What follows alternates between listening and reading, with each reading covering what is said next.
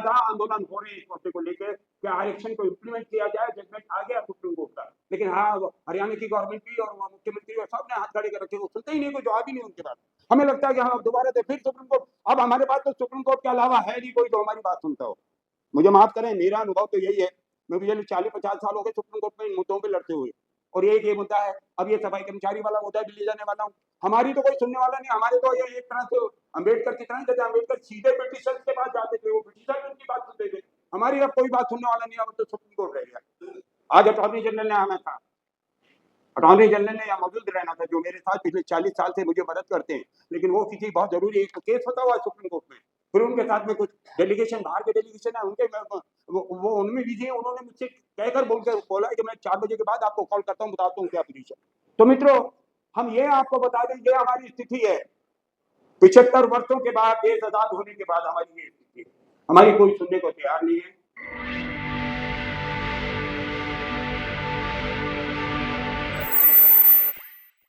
अरे मैं आपका बहुत शुक्रगुजार हूँ, और विशेषकर जो हमारे बीच में हमारे मेहमान तशरीफ फरमा है, हमारे छोटे से नोटिस पर चले आए, जैसे संजय सिंह जी हैं, उदित राज जी हैं, और हमारे दिग्विजय सिंह जी चले गए, जिनको कल ही निमंत्रण दिया था, और उन्होंने हमारे कार्यक्रम को देखकर, हमारे कार्यक्रम की एक सेंसिटिविटी, किस तरह से गंभीर सा विषय है, उसको देखकर उन्होंने हमारा आमंत्रण जो था उसे स्वीकार किया। मैं उनके लिए बहुत आभारी हूँ।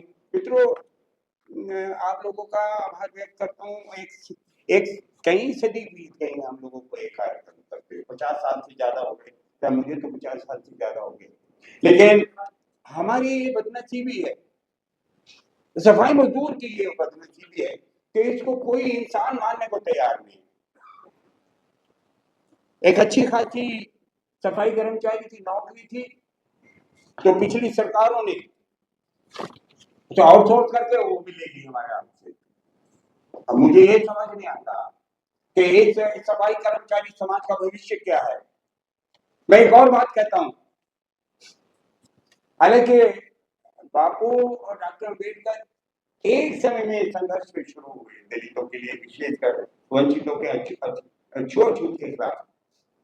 डॉक्टर अम्बेडकर सामाजिक न्याय की लड़ाई के लिए सड़क पर आ गए।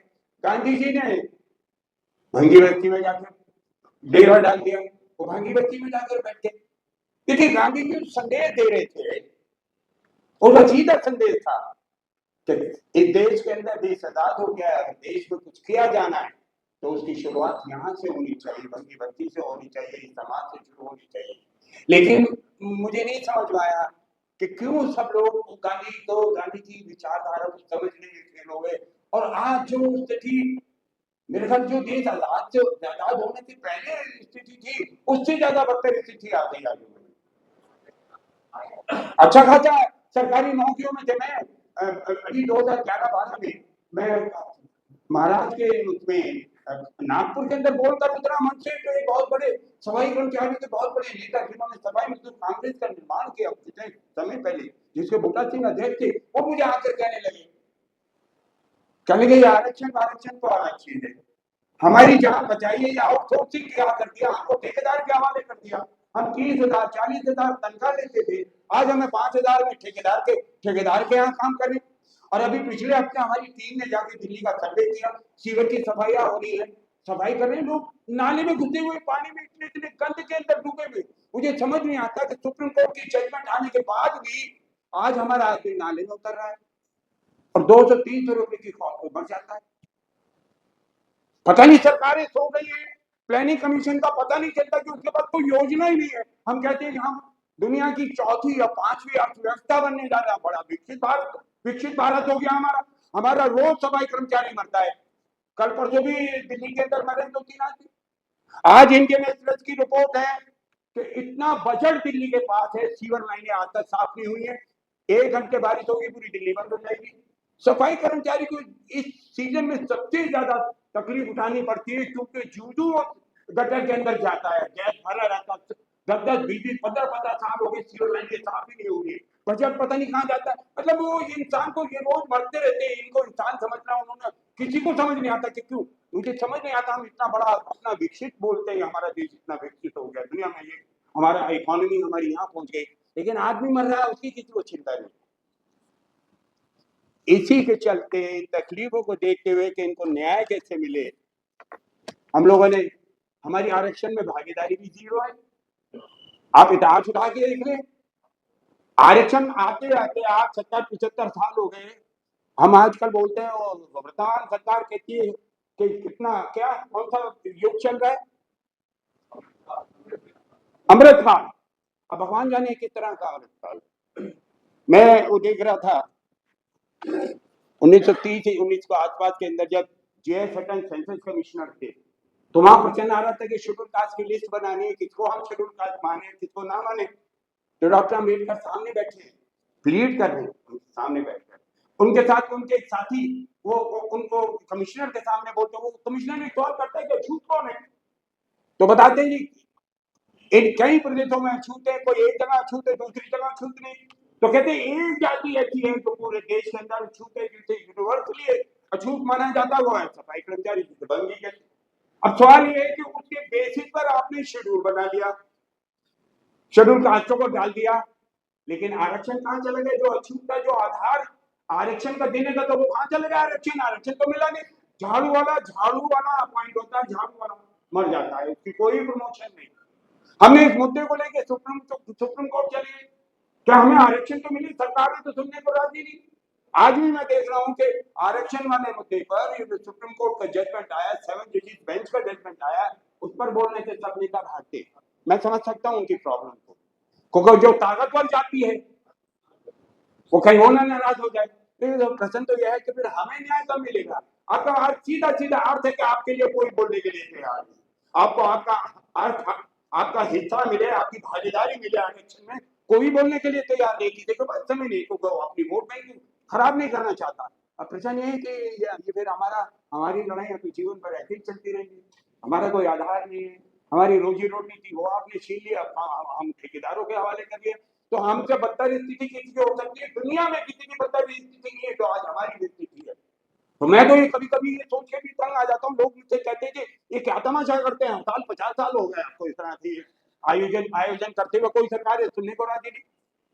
मैं कांग्रेस को इसमें दोषी नहीं ठहराता, क्योंकि मैं उनकी उनकी कांग्रेस, चाहे नेहरू जी हो चाहे इंदिरा जी हो, मेरे को याद है कि हर कार्यक्रम में नेहरू जी, हर कार्यक्रम में इंदिरा जी आती थी, राजीव गांधी आते थे, लेकिन मुझे समझ नहीं आता जो उनका जो रॉकेसी है या नीचे का कोई भी काम है दलितों के लिए आया, दलितों के नेता के हाथ दे दिया। मैं कल ये किताब सुन रहा था, ये जो हड़ताल वाला मामला है जिसकी वजह से आज हम सफाई दिवस मनाते 1957 में, हमारा डेलीगेशन पंत जी को जाके मिलता है, पंत जी हाथ खड़ा कर देते हैं कि भाई मैं तुम्हारी लिए क्या मदद कर सकता हूँ। गोली में हमारा आदमी शहीद हो जाता है मंदिर पे, ये मंदिर वहां के मंदिर पे शहीद हो जाता है, पंत जी हाथ खड़ा कर देते कि मैं इसमें आपकी क्या मदद कर सकता हूँ। उधर से इतनी देर में जगजीवन नाम किया जाते, तो पंत जी कहते हैं लो आपके नेता आ गए, अब आपकी समस्या हल हो जाएगी। जगजीवन राम जी अपने हाथ खड़ा कर देते, कुल मिलाकर कुछ नहीं होता, स्ट्राइक होती है, दूसरे दिन गोली चलती है, आदमी मारा जाता है। तो कुल मिलाकर हमारी बात सुनने के लिए किसी के पास टाइम नहीं। नेहरू जी कहते हैं, जो मैसेज नेहरू जी के पास जाता है, वो कहते हैं कि मैं वाच कर रहा हूँ तुम्हारी स्ट्राइक को, तुम्हारी स्ट्रगल को देख रहा हूँ, और मैंने देखा है कि तुम्हारे यहाँ कितने जुल्म होते हैं तुम्हारे साथ, मैं तुम्हारे साथ न्याय करूंगा, मैं तुम्हारे साथ इंजस्टिस नहीं होने दूंगा।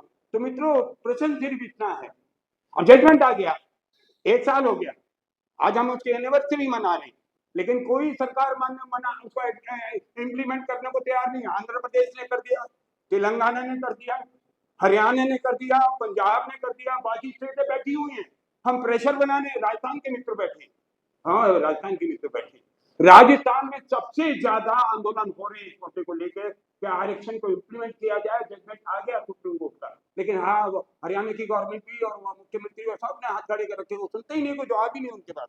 हमें लगता है कि हाँ दोबारा से फिर सुप्रीम कोर्ट, अब हमारे पास तो सुप्रीम कोर्ट के अलावा है नहीं कोई जो हमारी बात सुनता हो।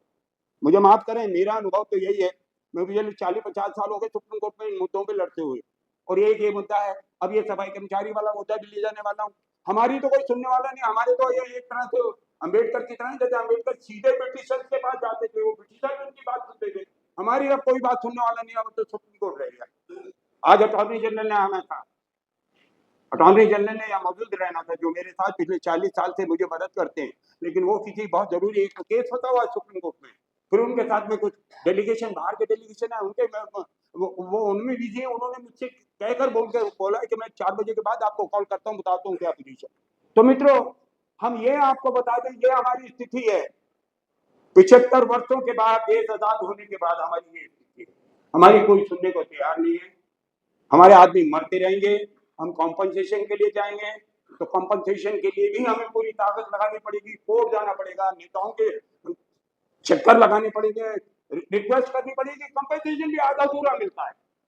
आदमी के मरने पे 10,000 का कंपनसेशन देना हो तो उसके लिए कितना संघर्ष करना पड़ता है।